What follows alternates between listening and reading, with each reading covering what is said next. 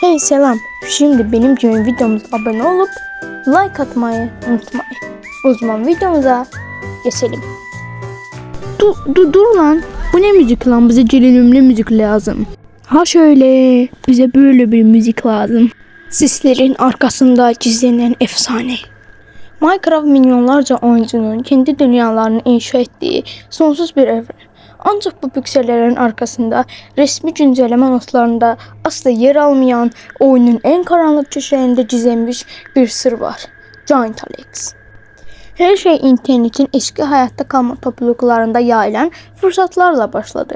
İddialara göre oyunun 1.12.2 sürümünde tamamen modsuz bir dünyada siz ayarlarını en düşüğe getirilen oyuncular korkunç bir anomali ile karşılaşıyorlardı.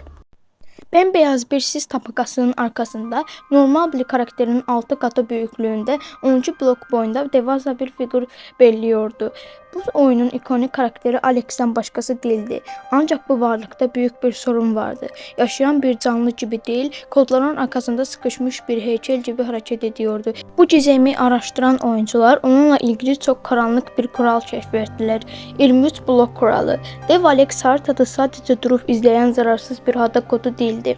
Eğer onu 23 bloktan fazla yakınlaşırsanız oyunun tüm verileri tabana çökmeye başlıyordu. Görüş mesafeniz aniden kırmızı ve siyah piksellerle kapanıyor, sanki ekranınız dijital bir virüs tarafından ele geçiriliyordu. Daha da korkuncu Dev Alex'in haritada bastığı yerlerde yeryüzü yırtılıyordu. Torpağın üzerinde devasa çukurlar açılıyor. Bu çukurların ise içleri ya lavla ya da kanı andıran kırmızı taş bloklarıyla doluyordu. Karakterinizin hiçbir darbe almadığı halde hasar görmeye başlıyor ve Steam'deki tüm eşyalar etrafa saçılıyordu.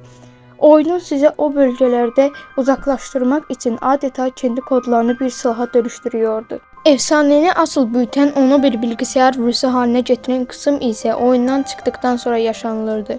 Bu devasa varlıkta çok uzun süre aynı dünyada kalan oyuncuların bilgisayarlarında tuhaf dosyalar belirmeye başlıyordu. Oyundan kendi kendini kapattıktan sonra masaüstünde aniden belirlen Alex TXT adlarındaki büyük dosyalar tüyler ürpecek türdeydi. Dosyanın içerdiği tamamen bozuk kod satırlarından ve tek bir sorundan ibaretti. Beni neden burada bıraktı? Peki bu devasa varlık gerçekten neydi? Yazılımcılara göre bu durum oyunun alfa dönemlerinde test edilen ancak sonra iptal edilen Dev Zombie Mekaniğinin kodlarından Alex kaplamasıyla bozulup yeniden canlanmasından ibaretti. Ancak Mojang'ın bu konuda yıllarca tek bir resmi açıklama bile yapmadı. Şirketin bu derin sessizliği Giant Alex'in sadece bir kod hatası değil, oyunun derinliklerinde yaşayan ve silinmeye bir dijital kabus olduğu iddialarını her geçen gün daha da güçlendirdi.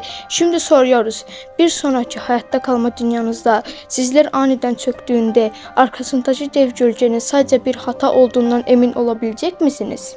Ve bitti. Videomuz sonunda bitti.